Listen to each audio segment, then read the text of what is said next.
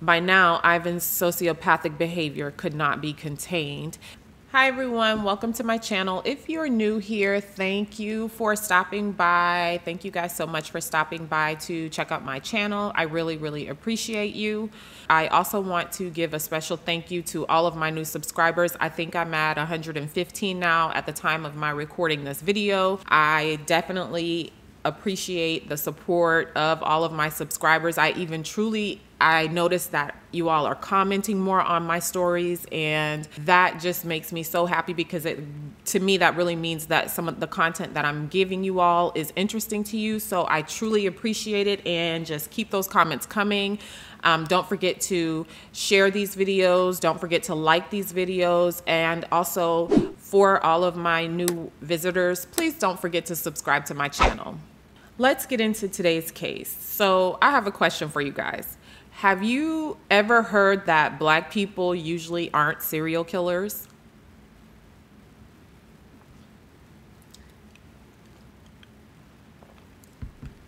Let me know in the comments down below. Honestly, I know for myself, I've heard this before, and I've personally said it before.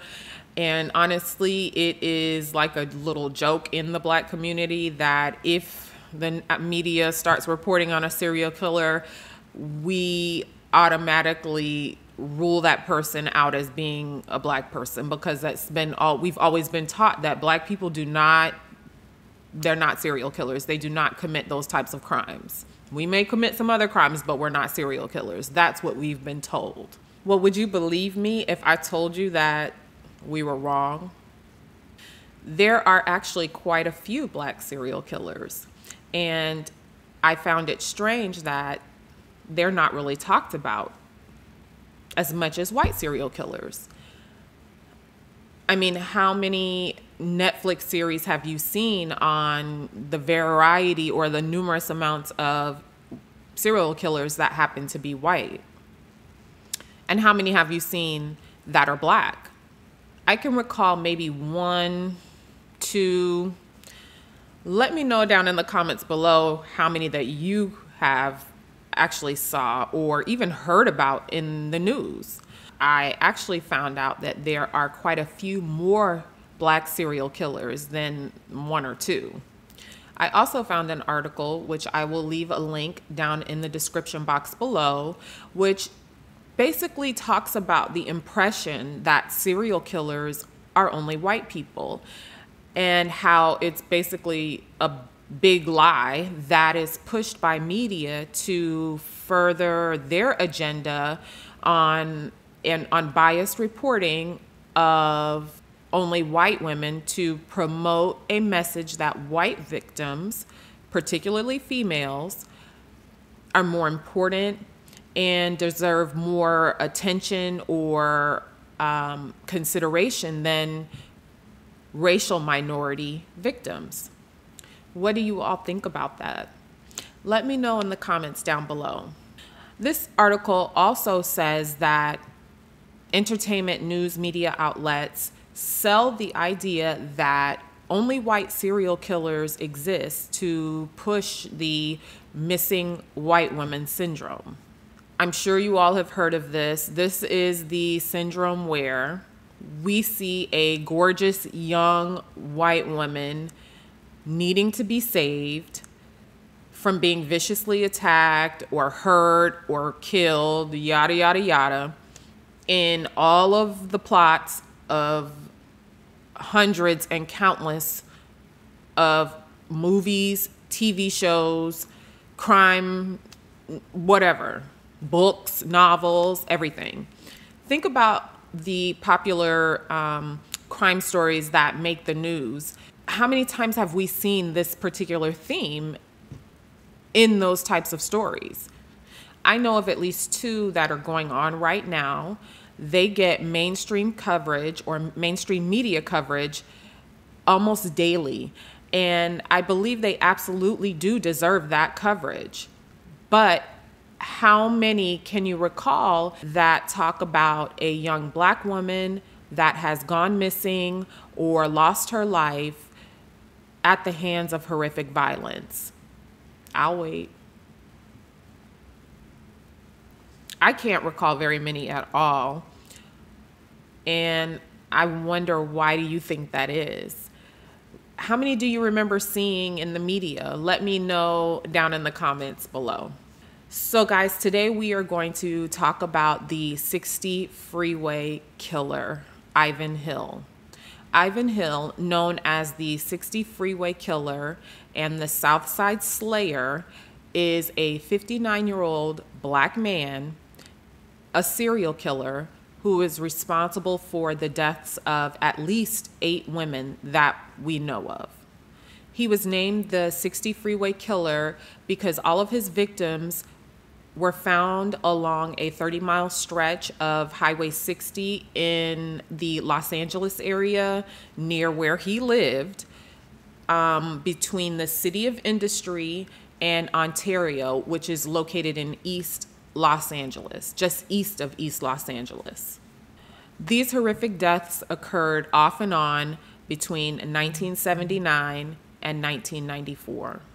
Ivan Hill was born March 30th, 1961 in Los Angeles, California. His parents, William and Bessie Hill, had 5 children. But Ivan was their oldest child. Ivan's mother, Bessie, wants people to believe that Ivan and his actions are the product of circumstances beyond his control, which unfortunately shaped him into the monster I am going to talk about today. Apparently, Ivan's childhood was not the best. His father, William Hill, abused him as a young child. According to Bessie, William was aggressive to both her and the other children. He would often severely punish the children by beating them, and Ivan, being the oldest son, would receive the brunt of William's anger and violence and frustration, and would receive the most severe beatings. Now, I know our culture, the black culture, stands by the biblical quote, "Spare the rod and spoil the child," but I do know back in the day, black parents had a tendency to be very aggressive with their punishments. I remember hearing family stories, and I'm sure you've all heard them as well, where parents, grandparents, great-grandparents would beat kids with switches, extension cords, and basically anything they could get their hands on. It may have been extreme, but I don't think that those beatings created Ivan Hill, the sociopath.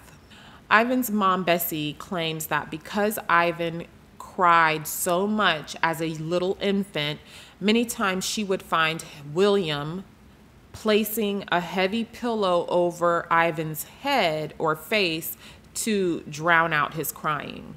Now, I guess Bessie was too afraid to address this, so it continued. Bessie said that Ivan began getting beatings with switches or tree branches, belts, at a very young age, as young as a toddler, for some of the smallest things. According to Bessie, William would beat Ivan for something so minor as wetting the bed. So I guess by this time, Bessie had developed enough courage or strength to confront William about his behavior, and would often jump in and tell William that the beatings were too much and it was enough and he needed to stop. That resulted in William usually taking out his frustration and his anger on Bessie. She claims that in addition to the beatings and the abuse, Ivan also witnessed his father abuse and physically abuse and beat Bessie when he was just 7 years old. Bessie said that their family dynamic only got worse and reached basically a point of no return in 1968 around Christmas time. On December 25th, 1968, Bessie and William were in one room arguing and fighting nonstop while Ivan and his other siblings were in a nearby room when William punched and slapped Bessie in a fit of rage. According to Bessie, after William fought her, he proceeded to pull out a .22 caliber rifle and shoot her in the face. That night, Ivan's dad went to jail and his mother ended up going to the hospital. Now, you would think that this was Bessie's opportunity to get out of this crazy, violent, horrible situation, but she didn't. She didn't take the opportunity. She refused to press charges against William, and after being released out of jail, he strolled back into the family home like nothing ever happened. Within a few years of William's return, I guess basically Bessie had had enough and got the strength and the courage to leave him because they ended up separating. As the oldest boy, Ivan had to basically take on the responsibility of being the man of the house. According to Bessie, she struggled to make ends meet. She ended up having to work two jobs just to get by, and that ended up forcing Ivan to grow up rather quickly and be responsible for his other siblings because he was the oldest boy. Now, sometimes to get away from all of the responsibility that Bessie had placed on Ivan, she would allow them to go and visit their grandparents, where their grandparents kind of subjected them to more strange and odd behavior because for whatever reason, Ivan's grandmother would allegedly take him and his siblings to funeral homes so that they can look at dead bodies. As Ivan grew up, he went on to attend Pomona High School in Pomona, California. He seemed like every other child. He played football. His high school classmates spoke very highly of him, and he was even elected by his football team as to be team captain. In 1978, a year before graduating high school, things began to go downhill for Ivan. He apparently became addicted to drugs and started losing interest in his schoolwork. Because of his family's financial struggles, and I'm sure his drug habit, Ivan began to get involved in crime. He basically began to start stealing. January 23rd, 1979 was the day Ivan's criminal behavior escalated from robbery and theft to murder. Ivan and his friend Vincent Myers decided that they were going to go and rob a local liquor store in Glendora, California. For whatever reason, I guess things got heated in the liquor store, and Vincent, he decided to shoot and kill one of the store clerks and severely wounded another. Vincent was sentenced to life with no chance of parole, but because Ivan was a minor at the time and because he decided to cooperate with police, he received a shorter sentence. While Ivan went to prison for the theft or the robbery at the liquor store, he still continued to go to high school, and he went on to graduate and then also went on to take college classes at a local college. I guess that was probably doing some sort of program with the local prison. Now, sometime in the 1980s, Ivan was released, and he spent a lot of his time in San Gabriel Valley, which is located just east of Los Angeles. Around this time is when Ivan went back to his usual behavior, or whatever, he knew best to do, and that was a life of crime. But he did not stick with just robbery. He decided to take things up a notch, I guess you can say. He would roam around the San Gabriel Valley area late at night looking for his next murder victim. He would ride around many of the impoverished areas near Mission and Holt Avenues in Pomona searching for prostitutes for his sickening game. His first victim, 35-year-old Lorna Patricia Reed's half-dressed body, was discovered 3 days before Valentine's Day on February 11th, 1986, in the bushes in an isolated section of Frank G. Bonelli Regional Park. Lorna had been strangled to death. Now, I've searched all over the internet to find maybe a photo of Lorna, but I was unable to find anything. Now, guys, that kind of bothered me a little bit because it seems that because Lorna was a prostitute, she was not seen as worthy or valuable enough to be seen or even talked about. Every article that I found about this case only deals with the story from Ivan's perspective. And I just really can't imagine that there are no photos of Lorna at all from her childhood or even as a young teen or even as a young adult. Of course, Ivan did not stop there. He went on to commit another murder. His next victim was 23-year-old Rhonda Renee Jackson. Rhonda was found in a dumpster at Palomares Park in Pomona on January 25th, 1987. Again, I was not able to find a photo of Rhonda. Both Lorna and Rhonda, like I said, were found naked from the waist down. They both had ropes or cloths tied around their necks where Ivan had strangled them. These two women lost their lives to a monster in the most horrific and degrading way. Ivan was such a loser and unable to hold down a job. He constantly lived from place to place and worked as a day laborer, people who stand on the corner, wait for the bus to come and pick them up or whatever, and they would go do odds and end jobs to get paid daily.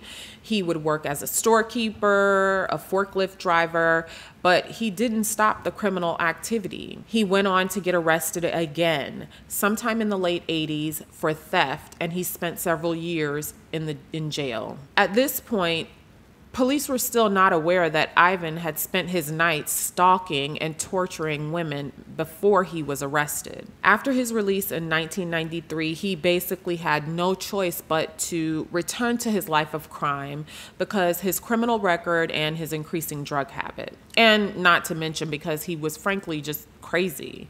He's not in his right mind at all. Ivan continued his sick game of stalking, torturing, and tormenting women that happened to be prostitutes. So basically for the next 3 months, from late 1993 into 1994, Ivan took the lives of 6 more women. Their names were Betty Sue Harris. She was strangled on November 1st, 1993.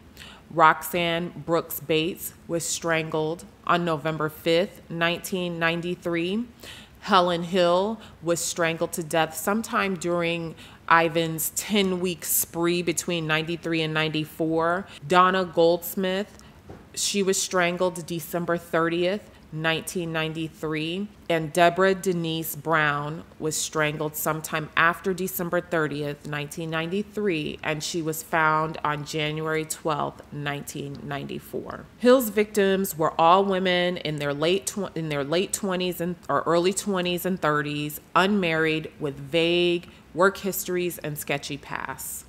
They all had minor criminal histories, probably because of their lifestyle of prostitution. When police initially began their investigation, they had no idea that they were looking for a serial killer. But they quickly became aware of the kind of monster they were looking for after Cheryl Sayers was found in Ganesha Park in Pomona on December 30th, 1993.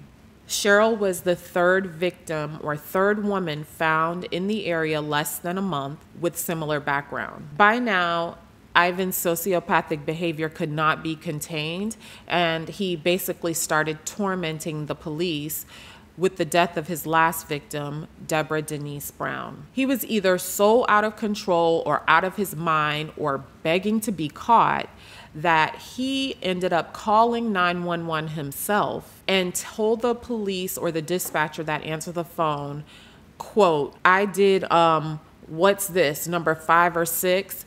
I forgot, but she's out there." He was so disgustingly brazen that he even called the police a second time and said, quote, "Y'all better catch me before I kill again." These women that I've mentioned that lost their lives, unfortunately, were not able to get away from Ivan.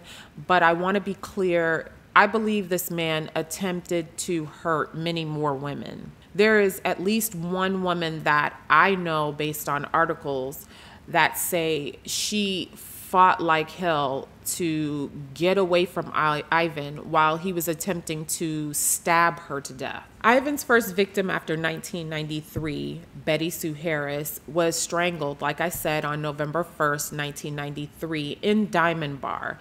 Diamond Bar is a city just south of Pomona. I searched and I searched again, but I was unable to find a picture of Betty, nor any of Ivan's other victims. This aggravates me so much because to me it seems that these victims are almost non-existent. No faces, no history, no story, seemingly just unimportant. Some may ask, why am I bringing this up? Well, it's simple. I believe that every life is valuable regardless of their race or their socioeconomic status. Some news articles indicate family members spoke out against Ivan at his trial. So these women had families. They were loved. They did have people who cared about them. I just wish that news outlets would focus more on the victims and less about Ivan's disgusting behavior or frankly his past. Like, I don't care why his mother thought he became this monster. There's plenty of people who've been beat with switches and they didn't turn out to be serial killers. Ivan's killing spree ended in 1994 after his last victim that we know of, Denise Brown's death, but not because police caught up with him and what he was doing. His killing spree ended because he couldn't control his ridiculously crazy ways or his dumb drug habit, and he ended up landing himself back in jail for robbery. He was initially sentenced to 10 years, but in March of 2003, just 3 months prior to his scheduled release, DNA testing linked Ivan to the killings of these beautiful 8 women. Ivan ultimately went to trial for 6 counts of first-degree murder and was convicted on November 17, 2006. During the sentencing phase, Hill sat and listened to the victims' families stand up and speak about how his actions impacted their lives and how they would never be the same and how he took their loved ones. Donna Goldsmith, one of his victims, her daughter Toni, who was only 15 years old at the time, stood up with tears in her eyes and told Ivan that she hated him and hoped he'd rot in hell for what he did to her mother. Toni told him that he looked like he had no hurt in him at all, like he didn't even care. And at this point, the judge looked over at Ivan and asked him if he had anything to say to Toni, and his response was simply, "No, Your Honor." Ivan Jerome Hill was sentenced to death on March 22nd, 2007. He's currently on death row in San Quinton prison in California. In my opinion, Hill or his victims should not vanish into thin air. His actions need to be known so that all people can practice safety and be cautious of the people that they encounter, and so that we can be aware as a community that unfortunately there are bad people out there that do these types of things, even in our culture, even in our community. Who knows that, maybe if that false stereotype or false sense of security by making this whole, black people aren't now known to be serial killers, maybe these women would still be here today because they would have known certain signs or something that would have prevented them from even getting involved with him. I also believe that his victims deserve the same respect and value as their white counterparts. These black women were beautiful, they were loved by their families, and regardless of their lifestyles, their lives are just as valuable. Let me know what you all think about this case in the comments down below. I want to know your thoughts. I can't believe how disgusting Ivan is. I can't believe that his mom had the nerve to speak up in trial to defend him. I guess a mother's love is always going to be a mother's love, but Ivan did not deny that he committed these horrific crimes. He actually admitted to them. And to be quite honest, his only defense, according to his attorneys, was basically intent, meaning whether or not he planned to do this. They were trying to get him off of death row by saying that he didn't necessarily plan to go out and kill these women. Well, yes, he did. He did plan to go out and kill these women, because he literally made it almost like a game where he knew what he was doing. He sought them out. He would drive around looking for them. And I believe that he actually drove around looking for a particular type of woman. But like I said, that's all I have for this case. You guys let me know what you think about, you know, Ivan and everything that he's done in the comments down below. Thank you all so much for watching. If you're interested in more content like this, don't forget to, like I said, like this video, thumbs up this video. You can even share this video. Please consider subscribing to my channel, hitting the red subscribe button down below, as well as hitting the notification bell so that you're updated when I post new videos. Stay tuned for my next true crime story. And if you haven't seen my last video on the disappearance of Kiana Cole, please check the link down in the description box below. And take care and be safe, guys. That's all I have for you today. Bye.